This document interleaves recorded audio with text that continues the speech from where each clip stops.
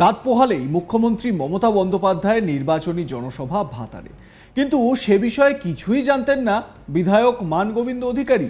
বললেন মুখ্যমন্ত্রী সভার বিষয়ে তার কাছে কোনো তথ্য আগে থেকে ছিলই না। পার্টি লেভেলে ফোন করেন, কিন্তু সেখান থেকে কোনো সঠিক উত্তর না পেয়ে শেষকালে প্রশাসনের কাছ থেকে জানতে পারেন যে মুখ্যমন্ত্রীর সভা হবে এবং সেটা আছে আগামীকাল অর্থাৎ 23শে এপ্রিল মঙ্গলবার। তাই তড়িঘড়ি সব কিছু প্রস্তুত করতে হচ্ছে।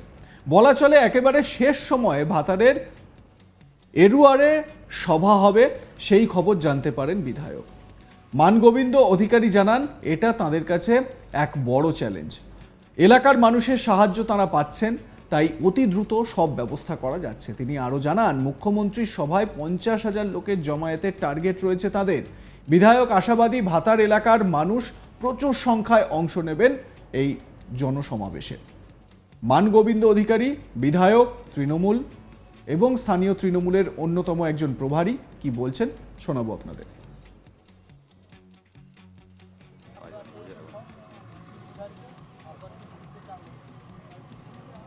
শনিবার দিন প্রায় 10:30 11টার সময় জানতে পারলাম মুখ্যমন্ত্রী সভা হবে।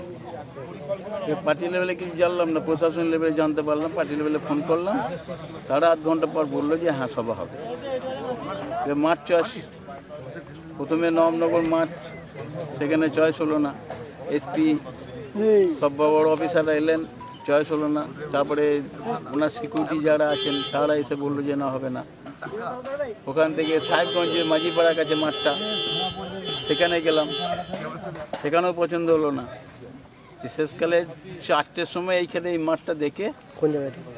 এরুয়ার হাই স্কুল মাঠ, এরুয়ার হাই স্কুল মাঠটা 4টের সময় দেখা করে তারপরে প্রশাসন লেভেল মিটিং করে 7টা 7:30টার সময় ঠিক হলো যে এইখানেই হবে, এরুয়ার মাঠে হবে 23 তারিখ বেলা 1টা। সেই প্রস্তুতি চলছে। আজকে সমানে হেলিপ্যাড হয়ে গেছে, হেলিপ্যাড স্টেজ তো হয়ে গেছে, এখন প্যান্ডেল চলছে, স্টেজ চলছে। এই তো প্রস্তুতি আমরা দেখতে পাচ্ছেন। লোক তো হবেই, লোক তো একবারে মানে 40 থেকে 50,000 লোক। এটা তো আমার ভাতারই লোক দিয়ে দেবে, অন্য কোনো ব্লককে আমি তো বলিও নাই, কিছু না। চ্যালেঞ্জ তো বটেই, মানে এটা তো 40 ঘন্টার মধ্যে সভাতে এটা আমাকে চ্যালেঞ্জ দিয়েছে পার্টি, সেটা আমি অ্যাকসেপ্ট করেছি। সভা যখন আমার এরুয়ারে, তখন আমি চিন্তা করি আমার এরুয়ারের ছেলেরা, এরুয়ার অঞ্চলের ছেলেরা, ও সভা আমার উদ্যোগ, তোমরা চিন্তা করতে পারবে না। 7:30টার সময় ঠিক হলো, এইখানে এসে মাঠে এসে দেখা হলো যে তার নিজেরাই ধান কেটে দিল, দুটো মেশিন দিয়ে নিজেরাই ধান কেটে দিল। সঙ্গে সঙ্গে তারপর সকালে গর্ত করে হেলিপ্যাড তৈরি করা হলো।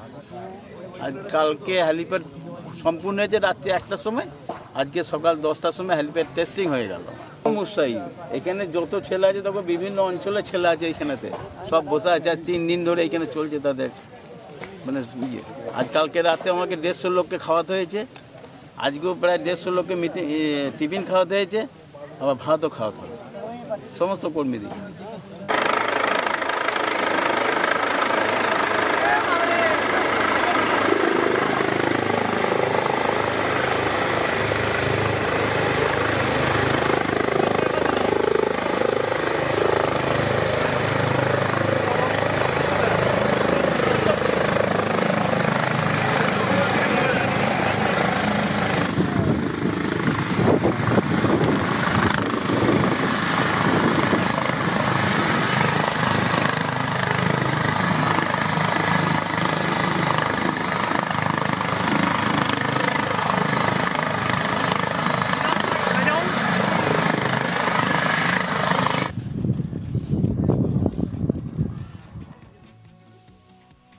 অর্থাৎ 11th আওয়ারে বিধায়ক মশাইকে যথেষ্ট কাঠখড় পোড়াতে হয়েছে, তার কথাতেই এটা অন্তত স্পষ্ট হচ্ছে। মঙ্গলবার পূর্ব বর্ধমানের ভাতারের এরুয়ারে হাই স্কুল মাঠে জনসভা হবে। এরই মধ্যে সোমবার হেলিকপ্টারের ট্রায়াল হলো, যে ছবি আপনাদের কিছুক্ষণ আগেই দেখালাম। হেলিকপ্টার অবতরণ করা হয়, হেলিপ্যাডে সবকিছু ঠিক আছে বলে জানান দায়িত্বপ্রাপ্তরা। উচ্চপদস্থ পুলিশ আধিকারিকরা সভাস্থল পরিদর্শন করেন। লোকজনদের বসার ব্যবস্থা, পানীয় জলের ব্যবস্থা এবং যানবাহন রাখার ব্যবস্থা করা হয়েছে। মঙ্গলবার লোকসভা ভোটকে সামনে রেখে রাজ্যের মুখ্যমন্ত্রী মমতা বন্দ্যোপাধ্যায়ের জনসভা ভাতারের এরুয়ার হাই স্কুল মাঠে। তো এই এলাকা থেকে মানে ওই এলাকায় যে এখন সাজো সাজো একটা রব, খুব তাড়াতাড়ি দ্রুত এই কাজ করতে হচ্ছে, বিধায়ক তিনি জানতেন না, পরে জানার পর তিনি তার দলবল নিয়ে একেবারে কাজে লেগে পড়েন। সার্বিকভাবে কি চিত্র ফুটে উঠল, আমার কলিগ সুজাতা মেহরা এ বিষয়ে তার প্রতিবেদন দিচ্ছেন, দেখুন। গতকাল মুখ্যমন্ত্রী মমতা বন্দ্যোপাধ্যায়ের নির্বাচনী জনসভা রয়েছে পূর্ব বর্ধমান জেলার যে বর্ধমান দুর্গাপুর লোকসভা কেন্দ্রের অধীন এরুয়ার স্কুল মাঠে, হাই স্কুল মাঠে। এবং এই যে জনসভা রয়েছে কাল মুখ্যমন্ত্রী মমতা বন্দ্যোপাধ্যায়ের, সেই জনসভা সম্পর্কে নাকি যিনি বিধায়ক রয়েছেন স্থানীয়, অর্থাৎ ভাতারের যিনি বিধায়ক রয়েছেন মানগোবিন্দ অধিকারী, তিনি নাকি কিছুই জানতেন না এবং মাত্র শনিবার দিনকে দুপুরবেলায় তিনি জানতে পেরেছেন, এমনটাই তিনি জানাচ্ছেন। তাও তিনি দলের কারোর কাছ থেকে কিন্তু এই খবর পাননি বা পার্টির তরফ থেকে তাকে জানানো হয়নি। তিনি প্রশাসনিক স্তরে নিজের উদ্যোগে ফোন করে জানতে পারেন যে মুখ্যমন্ত্রী মমতা বন্দ্যোপাধ্যায়ের সভা রয়েছে এরুয়ার স্কুল মাঠে। এবং এরপরে কিন্তু তড়িঘড়ি প্রশাসনিক স্তরে যেরকম তৎপরতা শুরু হয়েছে, সেরকমই কিন্তু বিধায়কের তরফ থেকেও কিন্তু তড়িঘড়ি তৎপরতা শুরু হয়ে যায়। তিনি যেমনটা জানাচ্ছেন যে বিভিন্ন মাঠ পরিদর্শন করে প্রশাসনিক কর্তা ব্যক্তিরা এবং তিনি বিভিন্ন মাঠ তাদেরকে দেখান যেখানে সভা হতে পারে, কিন্তু অনেক মাঠই রিজেক্ট করে দেওয়া হয়, কেননা হেলিপ্যাডের একটা ব্যাপার রয়েছে, হেলিকপ্টারে করে মুখ্যমন্ত্রী আসবেন।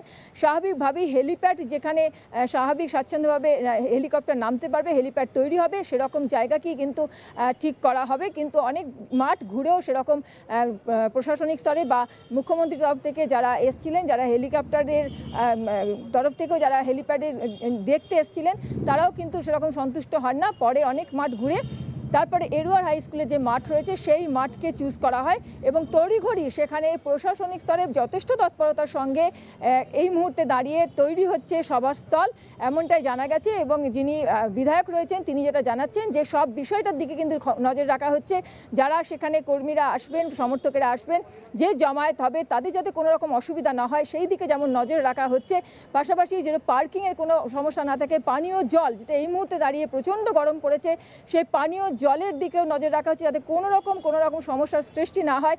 বসার ক্ষেত্রেও কিন্তু যাতে স্বাচ্ছন্দ্যভাবে সবাই বসতে পারে, এত গরম এই মুহূর্তে দাঁড়িয়ে সেই জায়গায় যেন কর্মী সমর্থকেরা যারা জমায়েত করবেন তাদের যেন কোনো রকম সমস্যা না হয় সেই দিকটা নজর রাখা হচ্ছে। একই সঙ্গে কিন্তু বিধায়ক জানাচ্ছেন যে তার দিকে কিন্তু এটা একটা চ্যালেঞ্জ ছেড়ে দিয়েছে পার্টি, কেননা এই কম সময়ের মধ্যে কিভাবে তিনি তৈরি করে দিতে পারেন মুখ্যমন্ত্রী সভার স্থলকে এবং যারা আসবেন তাদেরকে যাতে কোনো রকম অসুবিধা না হয়, এই চ্যালেঞ্জ তিনি গ্রহণ করেছেন, এমনটাই কিন্তু বিধায়ক মানগোবিন্দ অধিকারী জানাচ্ছেন।